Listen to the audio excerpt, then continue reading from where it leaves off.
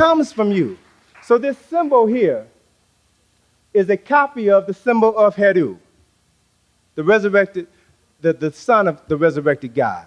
And if I were a patent attorney taking the United States to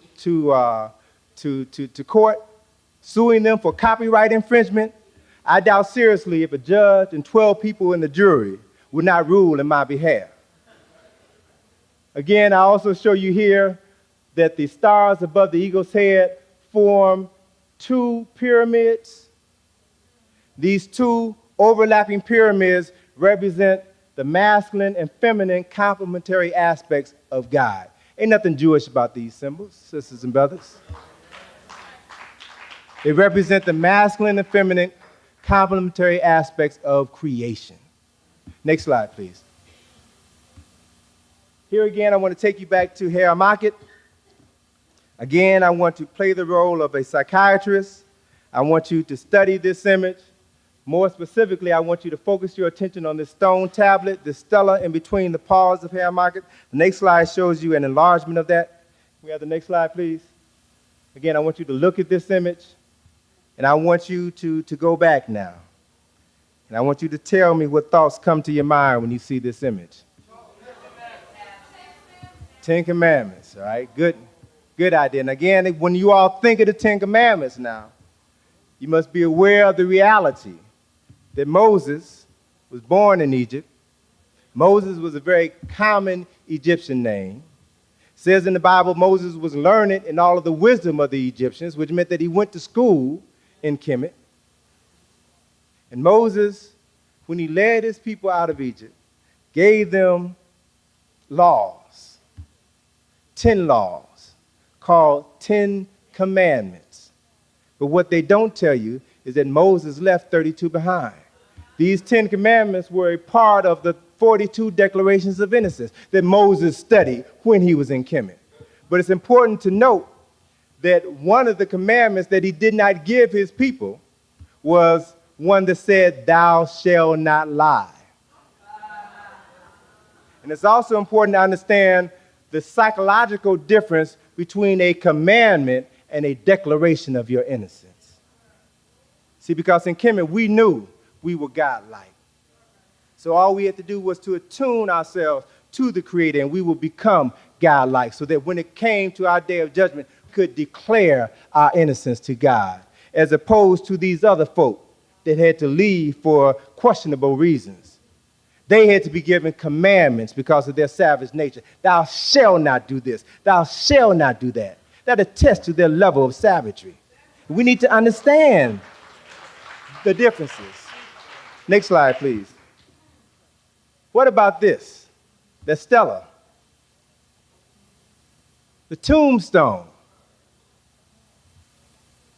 Another African monument which represents a profound psychological need that Europeans have to surround themselves with African artifacts and activities pertaining to life and death.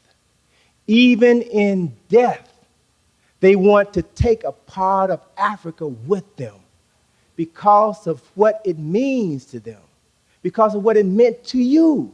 Your knowledge of death, your knowledge of the continuation of the life cycle was important enough to them to surround their graves with these monuments. And if you were to move around in any cemetery, next slide, you see other African structures. What about that?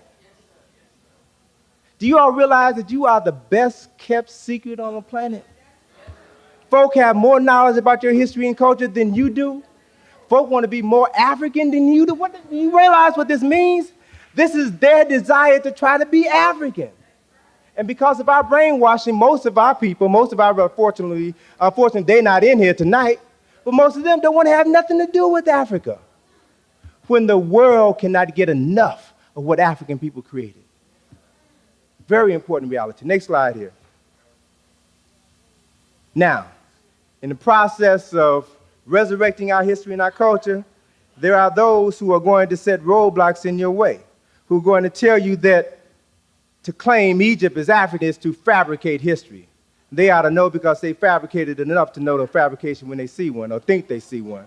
And so they even will print in their publications stories mocking history, the Afrocentric myth, and take an image of a Greek philosopher and put a Malcolm X cap on it to make a mockery of your struggle for liberation. They ain't got no respect for you. Next slide shows you even in Newsweek, they gave you this image.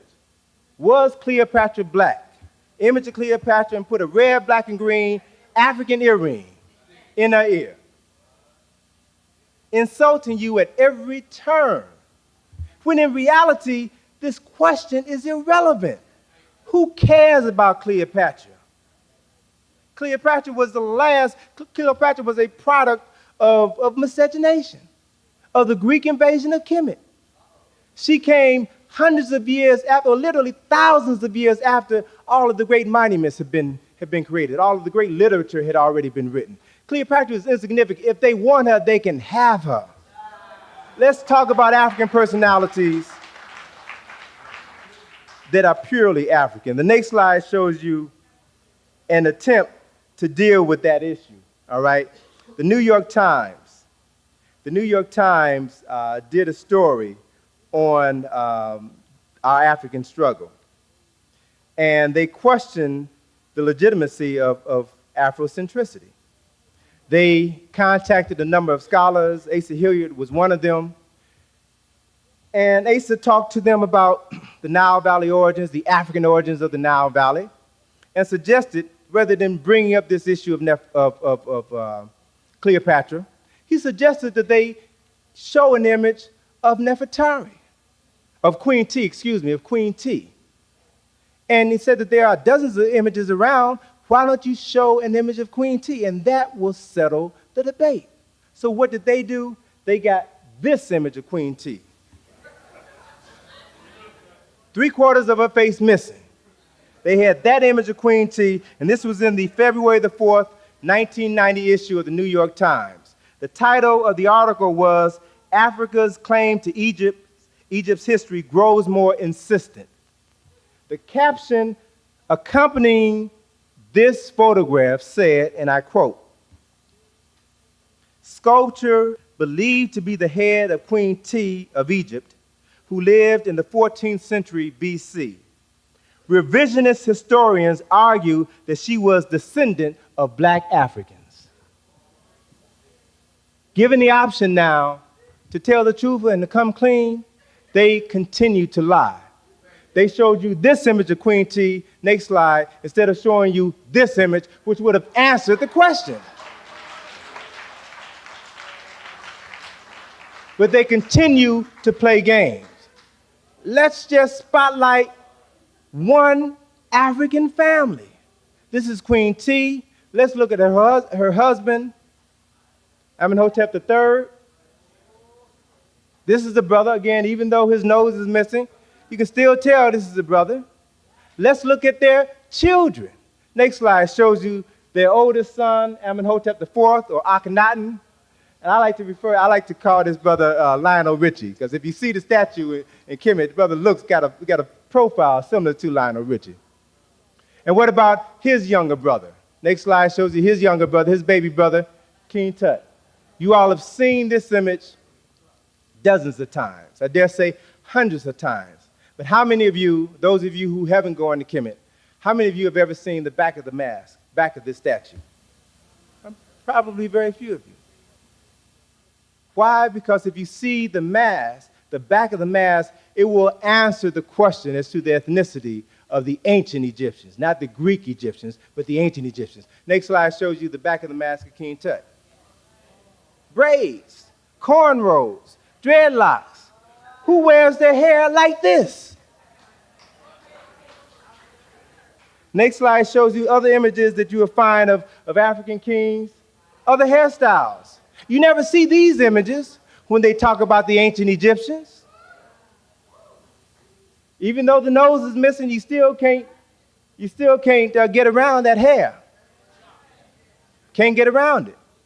If you go in the Cairo Museum, the next slide you'll see in the Cairo Museum on the second floor, wigs that were worn, next slide please, wigs that were worn by the priests of ancient Kemet. Hairstyle is similar to those worn by sisters today. Ain't no difference, you're the same people. Next slide. This is what they used to comb their hair. Looks like that pick y'all used in the 1960s, doesn't it? When you see these images, you realize who we're talking about. We're not talking about an Elizabeth Taylor version of Cleopatra. We're not talking about a Charlton Heston version of African history. Or Yul Brynner, thank you. Next slide.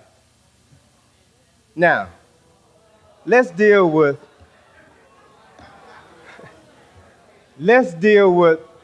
a very important reality.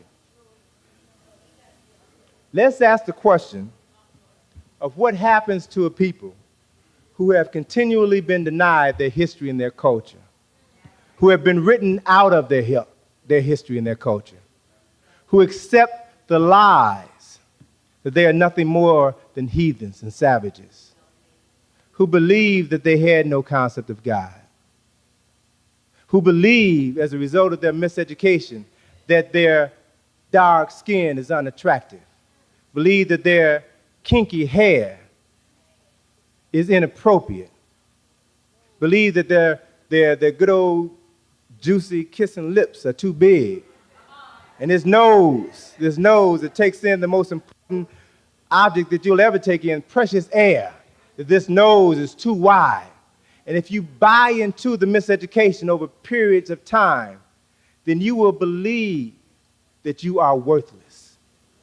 And if you have enough money, you will eventually pay a plastic surgeon to do to you what Napoleon did to Herr Market, change your nose and your lips in order to become like your oppressor. But we have to realize that this process did not begin with Michael Jackson. There are numerous entertainers that supposedly have made it, but have lost a portion of their mind in the process of crossing over. Okay? Next few series of slides will share with you this reality. Here we see Patti LaBelle before her change. The next slide, this is Patti after. Now I want you to realize, I want you to understand the pattern that you're seeing. You're seeing images of Africans who, as a result of their miseducation, are now cutting off their noses, cutting off their lips, and frying their hair in an attempt to become more European. All right, let's go forward, brother. Here is George Benson before his change. Next slide shows you George today.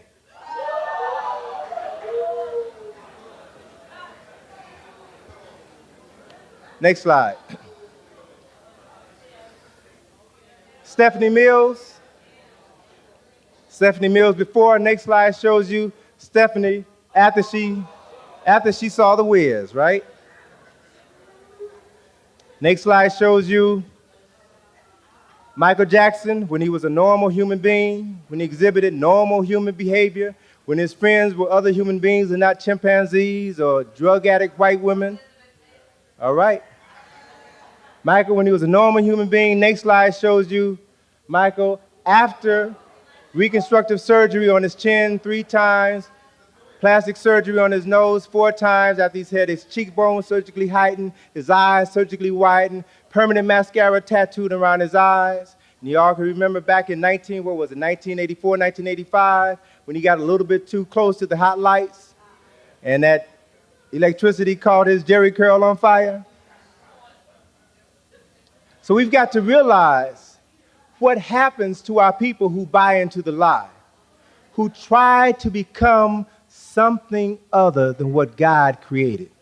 See, because, we say that we're very spiritual people, and we say that we believe in God, and we say that we believe that we were created in the image of God, but miseducation is a powerful thing. It will make you deny your God by denying yourself. Next slide, please. Now, this issue, this concept was so important that an organization called the Black-Owned Communications Alliance published this ad. And they asked a question. They submitted this question to parents. What's wrong with this picture? What happens to the mind of your children, particularly your male children, who will grow up in a society that will never reinforce their